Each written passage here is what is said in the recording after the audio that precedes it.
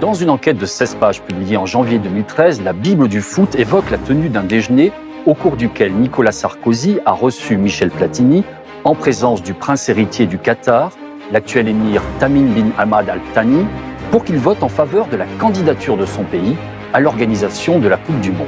Le PNF n'avait pas le compte-rendu de ce qui s'était réellement dit, de ce qui avait été dealé.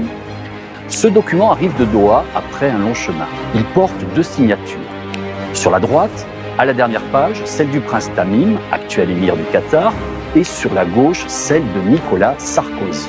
Et puis, il y a tout un volet diplomatique, et qui est une découverte immense qu'on fait à ce moment-là, puisqu'il est question de renverser le colonel Kadhafi. Donc, je rappelle, on est en novembre 2010, les printemps arabes vont commencer en janvier, alors un peu en décembre, fin décembre en Tunisie, puis surtout c'est janvier-février en Afrique du Nord. Et donc en novembre 2010, il n'y a aucun signe avant-coureur que les principaux tyrans d'Afrique du Nord vont tomber les uns derrière les autres. Donc on est très loin d'imaginer qu'il va y avoir des révolutions populaires en Tunisie, en Libye, en Égypte et puis ensuite dans d'autres pays du Moyen-Orient. Et ces 2 pays, donc la France et le Qatar, en novembre 2010, imaginent renverser le colonel Kadhafi.